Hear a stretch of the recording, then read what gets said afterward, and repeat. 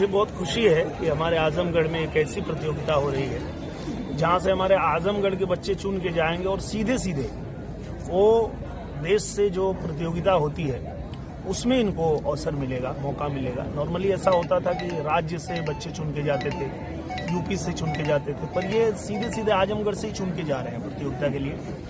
तो मैं बहुत शुभकामना देता हूं और मेरे सत्येन जी और जितने चित्रांश जी जो हमारे आयोजक हैं, आप सभी लोगों को बहुत शुभकामना देता हूं कि आप लोग इतना बढ़िया आयोजन कर रहे हैं ताकि हमारे जो आजमगढ़ के बच्चे हैं उनको आगे बढ़ने के लिए मौका मिल रहा है।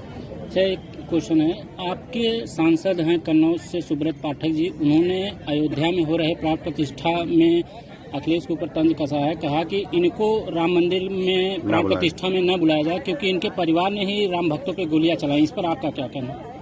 अब उन्होंने बोला है तो वही बताएंगे ऐसा क्यों बोले हैं, क्योंकि भगवान राम सबके हैं और ऐसा नहीं है। आजमगढ़ स्टेडियम की बात करें तो यहाँ कई व्यवस्थाओं का अभाव है, खेल मंत्री भी कई बार दौरा कर चुके हैं, तो ऐसे में सरकार द्वारा क्या किया जा रहा है इस स्टेडियम? खेल मंत्री जी को हम लोगों ने लिखा है और उन्होंने यहाँ से मांगा भी था कि यहाँ पे जो जो आवश्यकताएं हैं उसको पूरा किया जाएगा।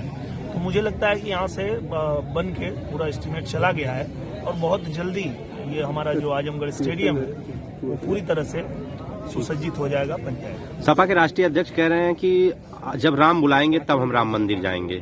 क्या राम उनको नहीं बुला रहे हैं? नहीं, ये उनकी बात सही है और मैं उनकी बात से सहमत हूँ। जब तक ईश्वर की कृपा नहीं होती है, कोई भी व्यक्ति भ्रम में रहता है, उसको लगता है कि वो सीएम है, वो पीएम है, वो डीएम है। इस भ्रम में जीता है इंसान। जब ईश्वर की कृपा होती है तभी उसको पता चलता है कि आप कुछ नहीं कर रहे हो, जो कर रहे हो ईश्वर कर रहे हैं। तो सच में जब ईश्वर की कृपा होगी तभी उनको दर्शन मिलेगा, तभी हो जा पाएगा। आज राष्ट्रीय अध्यक्ष आजमगढ़ आ रहे हैं और एक शादी निमंत्रण में, तो इतने इम्पोर्टेंट क्या यही मायने है कि अब शादियां ही अटेंड करें? इस पे अपने संसदीय क्षेत्र को क्या वो भूल गए हैं? 6 महीने बाद अब आजमगढ़ आ रहे हैं, केवल शादी में आंगना करने आते हैं, वो अन्य कार्यक्रमों में आजमगढ़ में नहीं आते हैं, तो क्या वो अपने संसदीय क्षेत्र को भूल गए हैं? मुझे लगता है जैसे वो भूल गए हैं वैसे आजमगढ़ भी उनको भूल गया है। तो चिंता करने की जरूरत नहीं है।